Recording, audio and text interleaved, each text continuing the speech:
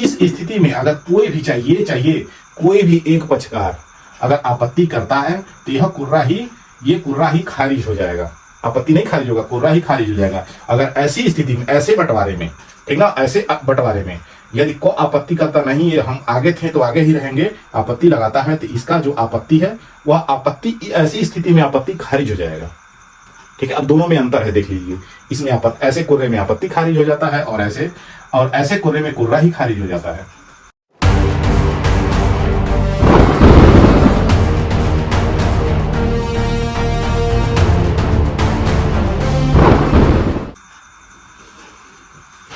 Hello दोस्तों,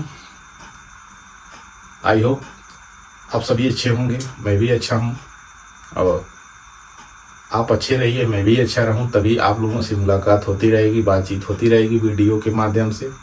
ठीक है, आज हम लोग इस वीडियो में जानने वाले हैं कुर्रा से बंटवारा से संबंधित, यानी उत्तर प्रदेश राजस्व संहिता की जो धारा 116 है उससे संबंधित आज हम लोग जानने वाले हैं। है क्या, कैसे है, क्यों है, क्या कारण है इसका, ठीक है, क्या क्या होता है, सारी चीज़ें इस वीडियो में हम लोग जानने वाले हैं। कुछ लोगों का कमेंट आया है, कुछ लोगों का मेरे तरफ से, उन लोगों की तरफ से क्वेश्चन है मेरे लिए कि आप मुझे ये बताइए, ठीक ना, तो ये भी मैं इसमें क्लियर करूँगा। ठीक है, आइए चलिए जानते हैं। सबसे पहले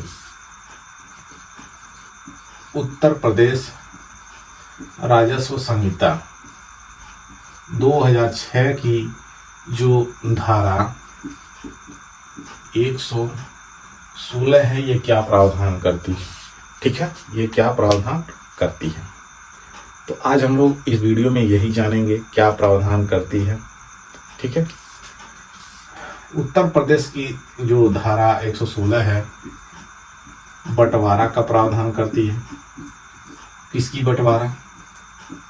खेत की बंटवारा, जमीन का बंटवारा, जमीन किसका हो, घर का जमीन हो।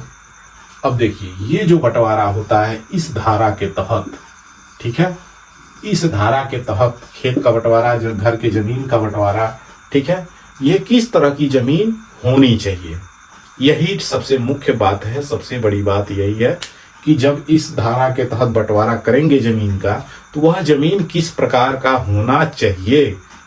ठीक है, किस प्रकार का वह जमीन होना चाहिए, तभी बंटवारा होगा आपका, नहीं तो बंटवारा नहीं होगा। ठीक है, तो सबसे पहले हम लोग जानते हैं ऐसे प्रकार की जमीन होनी चाहिए जो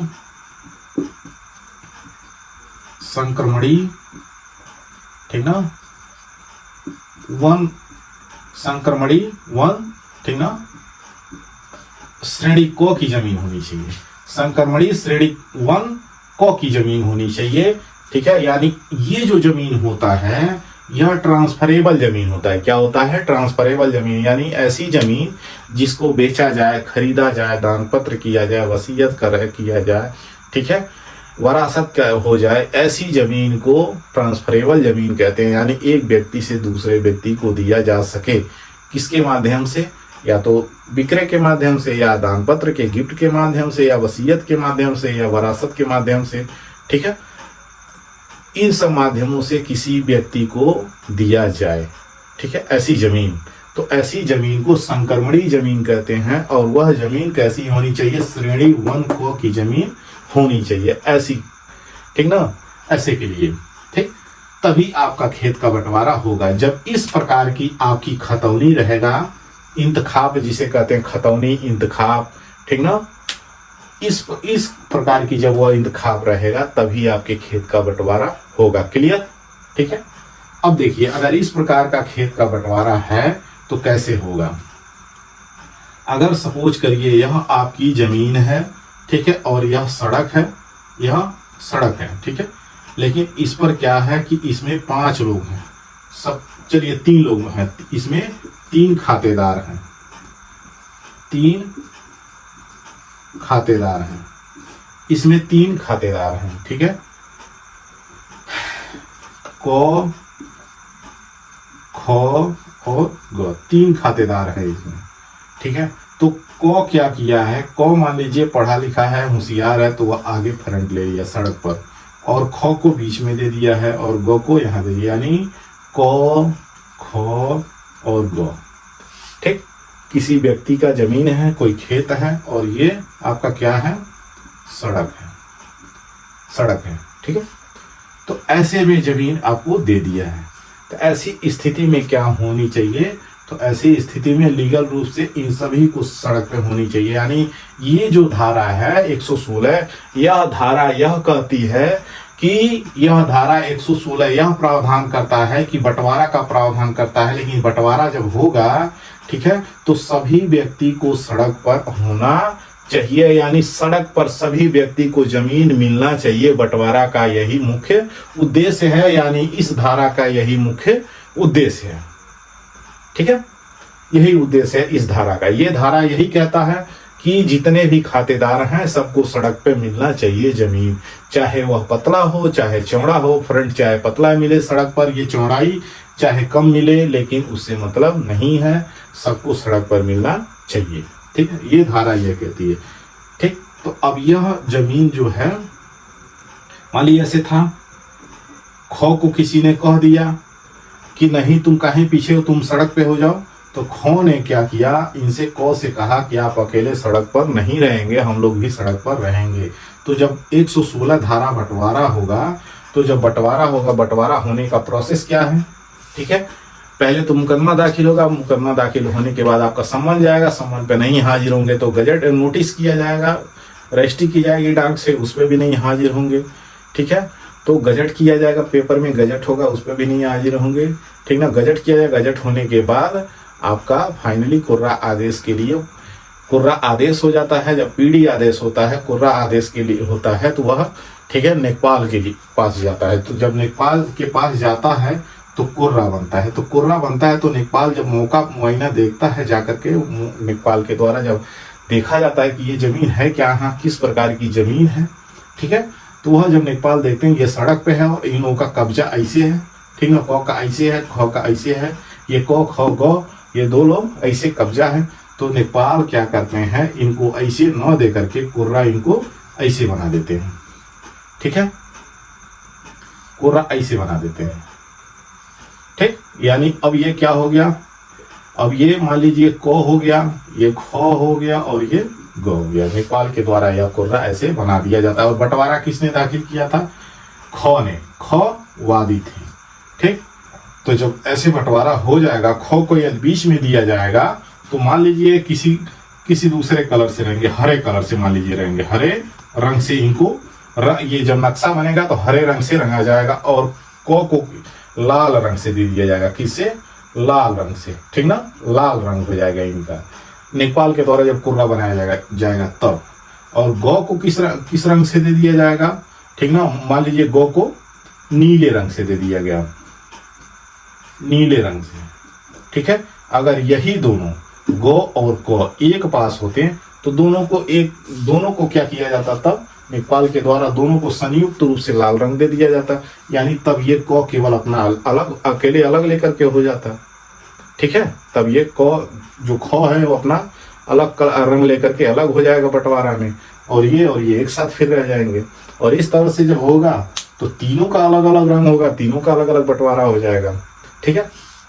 तो चलिए, ये जब कुर्रा बन गया, ये कलर बन गया, तो सबको अच्छा लगा, ठीक ना, ख को भी अच्छा लगा, गौ ने भी बाद में हाजिर हुआ फाइल में, तो क और गौ ने भी देखा, तो ये उनको समझ में आया। लेकिन क बाद में आपत्ति करता है, नहीं हमको फ्रंट ही चाहिए, तो वह आपत्ति लगाता है, फाइल में आपत्ति लगाता है, तो ऐसी आपत्ति चलती नहीं है, ऐसी आपत्ति एडीएम के द्वारा खारिज कर दिया जाता है, ठीक है। अगर यही मान लीजिए कुर्रा अगर ऐसे बना होता, फ्रंट इनको दे दिया गया होता, ठीक, और इसमें से कोई एक पार्टी आपत्ति करता, तो वह कुर्रा ही खारिज हो जाता, आपत्ति नहीं खारिज होता, तब कुर्रा खारिज होता, क्योंकि कुर्रा गलत है तब, ठीक ना। जब कुर्रा नेपाल के द्वारा ऐसे सड़क पर किसी एक ही व्यक्ति को दे दिया गया है, तो वहां पर गलत, चलिए यहाँ मैं समझा देता हूँ, ठीक ना, यही चीजें मैं यहाँ समझा दे रहा हूँ, ठीक है। ये सड़क था आपका, और यही चीज, ठीक, ये मान लीजिए फ्रंट हरे रंग से दे दिया गया, ठीक ना, हरे रंग से दे दिया गया, और ये मान लीजिए संयुक्त रूप से दोनों लोगों को लाल रंग दे दिया गया, लाल रंग दे दिया गया, ठीक है। तो ऐसी स्थिति में ये तो गलत है ना, सरासर गलत है, लेकिन ये क्या है, ये सही है। तो ऐसी स्थिति में, इस स्थिति में अगर कोई भी चाहिए कोई भी एक पक्षकार अगर आपत्ति करता है तो यह कुर्रा ही खारिज हो जाएगा। आपत्ति नहीं खारिज होगा, कुर्रा ही खारिज हो जाएगा। अगर ऐसी स्थिति में, ऐसे बंटवारे में, ठीक ना, ऐसे बंटवारे में यदि को आपत्ति करता नहीं है, हम आगे थे तो आगे ही रहेंगे, आपत्ति लगाता है तो इसका जो आपत्ति है वह आपत्ति, ऐसी स्थिति में आपत्ति खारिज हो जाएगा। ठीक है, अब दोनों में अंतर है, देख लीजिए। इसमें ऐसे कुर्रे में आपत्ति खारिज हो जाता है और ऐसे कुर्रे में कुर्रा ही खारिज हो जाता है। ठीक है, ये है बंटवारा का नियम। अब जब बंटवारा हो जाता है, सपोज करिए, मान लीजिए कि ये गलत है, ये खारिज हो गया, फिर से बना, ये सही है, सब लोग इस पर राजी हैं, सब लोग मान गए हैं, तब जाता है कुर्रा मद और कुर्रा मद ब। ठीक ना, कुर्रा मद अ में जो आपकी पार्टी रहेगी उसका रहेगा कुर्रा मद ब में। ठीक ना, जो विपक्षी पार्टी रहेगा उनका नाम दिया जाएगा, यानी तब दिशा दिया जाएगा, ऐसे बनाया जाएगा। जब कुर्रा बनेगा, ये उत्तर दक्षिण, ठीक ना, ये पश्चिम हो गया, ये आपका पूरब हो गया। तब ऐसी स्थिति में ये दिशा, जब कुर्रा बनेगा दिशा दर्शाया जाएगा, यानी कुर्रा मद अ में जो वादी है वो किधर किधर है, यानी इस जमीन पर किधर किस किस दिशा में है, और कुर्रा मद ब में ये जो पार्टी है ये किधर किधर है, कुर्रा मद ब में ऐसी। ठीक ना, तो ऐसे जब बनेगा कुर्रा मद अ, कुर्रा मद ब जब बन जाता है तो फाइनली क्या होता है, आदेश होता है। जब फाइनली आदेश होगा तो वही आपका खतौनी पे चढ़ता है, परवाना बनता है। फिर परवाना बनने के बाद मालिकान में चढ़ता है, जो मोटा वाला रजिस्टर होता है, फिर आपका खतौनी पे चढ़ जाता है। खतौनी चढ़ने के बाद जब खाता बनता है तो खाता आपका अलग हो जाता है। यही प्रोसेस है बंटवारा का। ठीक है, अगर वीडियो पसंद आया हो, अच्छा लगा हो तो लाइक शेयर सब्सक्राइब जरूर कर दीजिएगा दोस्तों। ठीक है, क्योंकि मैं ये फ्री में आप लोगों को ज्ञान देता रहता हूँ, समझाता रहता हूँ, और इसी के लिए आप लोग जाएंगे तो पैसा भी देंगे, आपको पूरा ज्ञान भी नहीं मिलेगा। ठीक है, इसी काम के लिए तो इतना तो भले से आप पैसा दे करके काम करवाएंगे, ठीक है, लेकिन ये प्रोसेस तो आपको समझ में आ गया ना कि क्या प्रोसेस है, कैसे कैसे क्या होता है, क्या रूल है। ठीक है, ये सारी चीज़ें समझ में तो आ गई हैं। तो आई होप वीडियो अच्छा लगा तो लाइक शेयर सब्सक्राइब जरूर करिएगा। Thank you.